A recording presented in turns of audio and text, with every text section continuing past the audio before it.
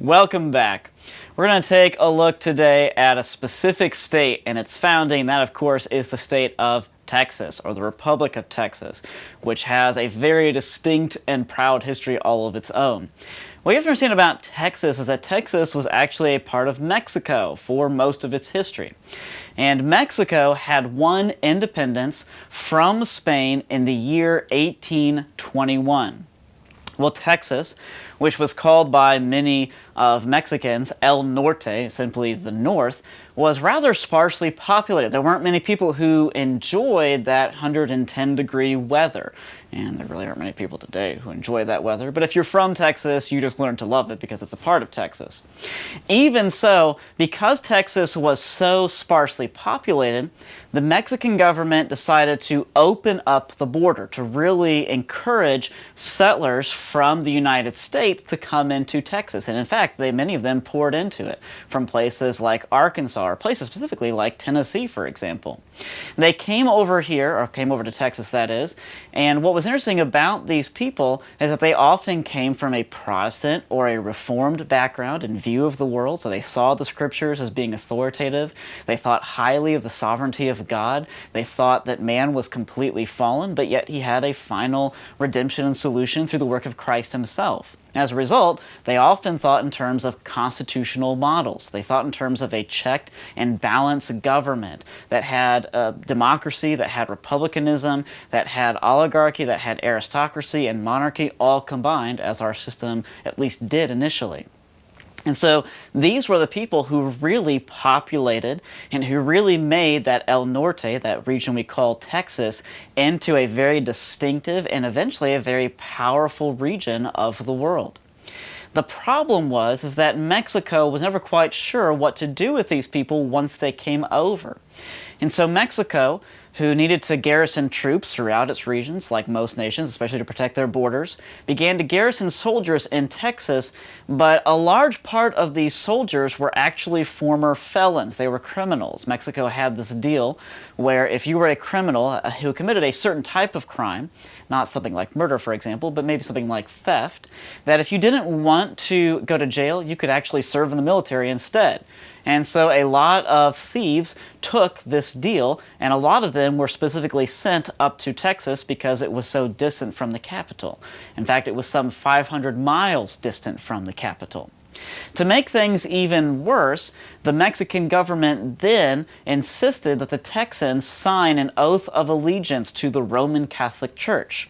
Well, because they came from a Protestant background, because they had that Reformed mindset that you could directly appeal to Christ. You didn't really have to go through a priest. You didn't need this whole structure or hierarchy of the Catholic Church to intercede for you.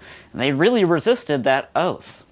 And then what really kind of broke the back of all of this was what occurred in 1824.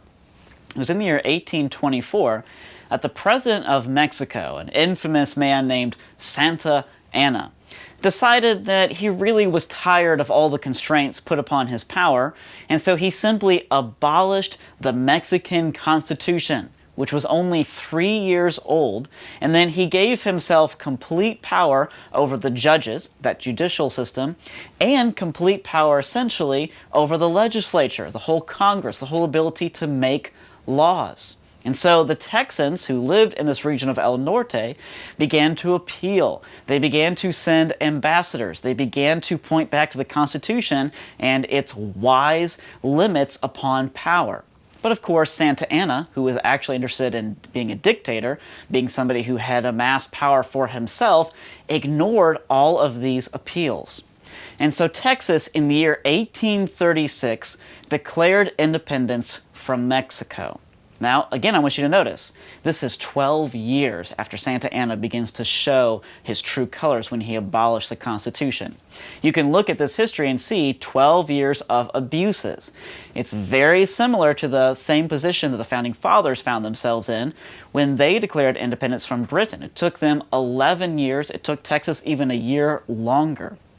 But of course, Santa Anna, who was all about consolidating his power and not letting anyone disobey him, decided that he would not allow Texas to declare independence, and so he began a war with them.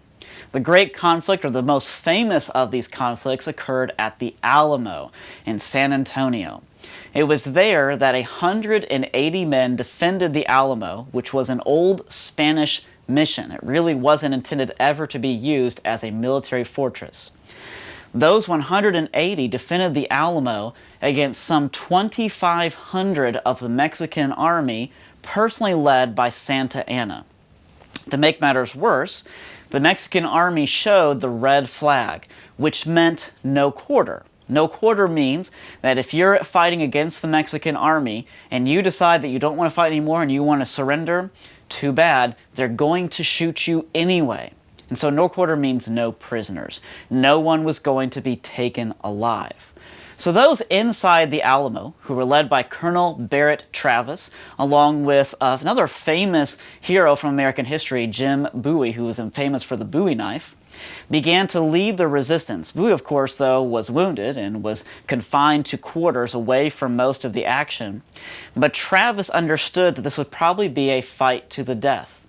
What made matters even more heroic, though, was when Davy Crockett showed up with several Tennessee backwoodsmen, those frontier guys who were known for their sharpshooting skills and their survival tactics.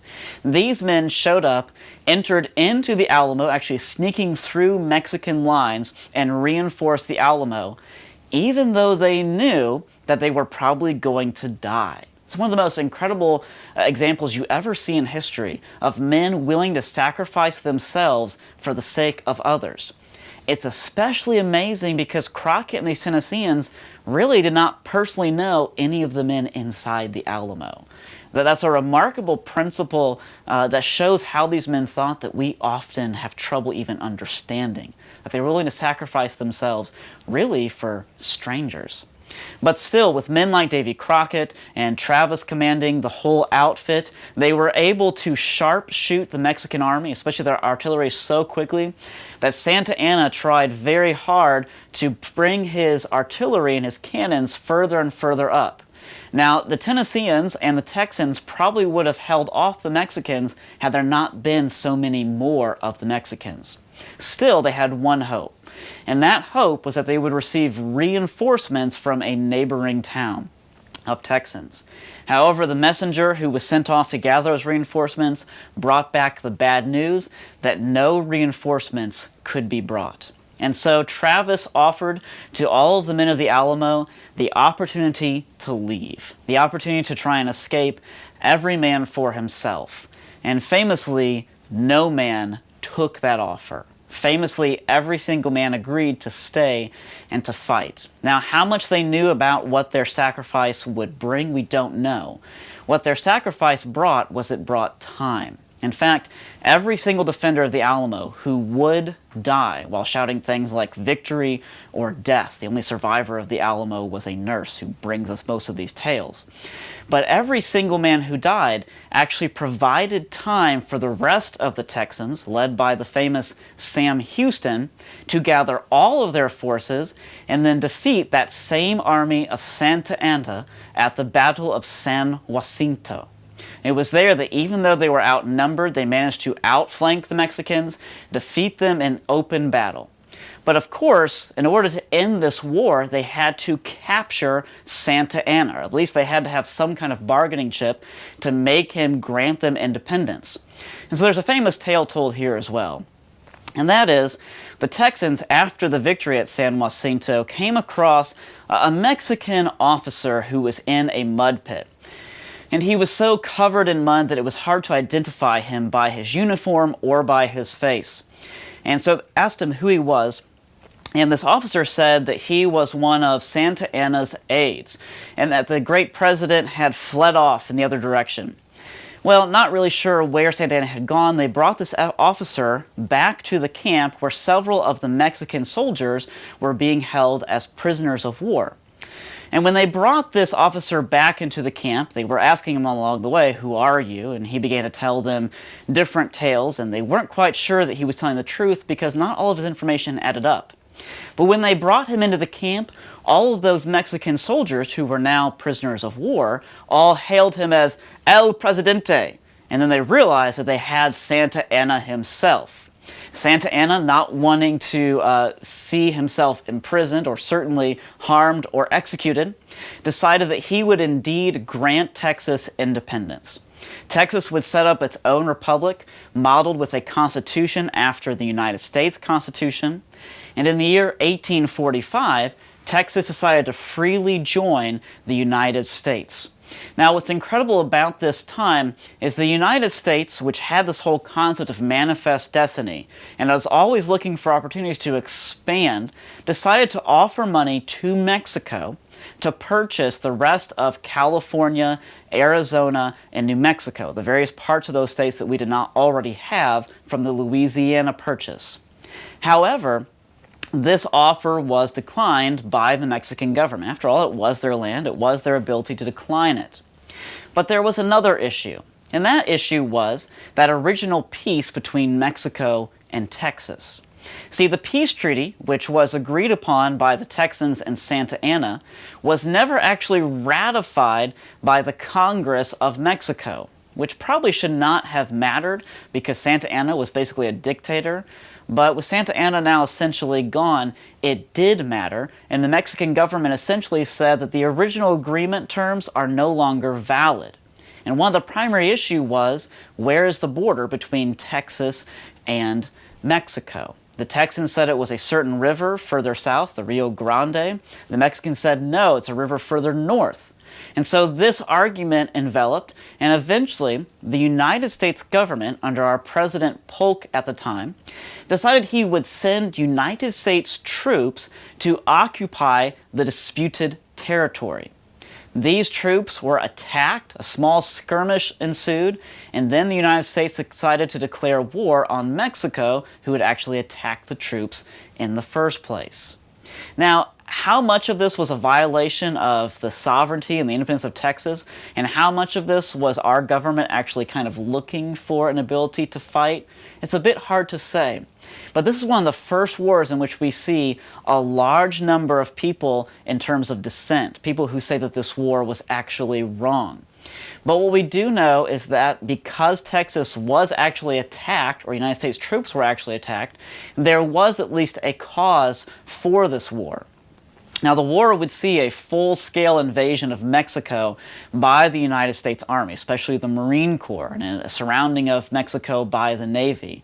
In fact, the war would really be one-sided as the United States kind of flexed its new military muscle and quickly took over several key Mexican cities and even threatened the capital of Mexico itself. Eventually, the war ended with an agreement that the border would be the Rio Grande River and that places like California and Arizona and New Mexico would be sold to the United States. Now, this war also saw the careers, or the beginning of careers, of several Civil War leaders. Men like Robert E. Lee, men like Stonewall Jackson, or Ambrose Burnside, or James Longstreet, or Sherman, or not Sherman, but Grant, actually is a sidekick Sherman as well. All of these men really earned their spurs, so to speak, during this war. But what we see with this war is that it's really kind of a confusing motive. It's partly agrarian in the sense that they were defending their homes because the Mexican soldiers had invaded, but it was also partly mercantilistic because it was really kind of begging a fight in the first place, and it allowed us to expand territory. That seemed to be the outcome of this war. Well, even so, with all of this mixed history, we'll take a look at a couple more states in the next lesson.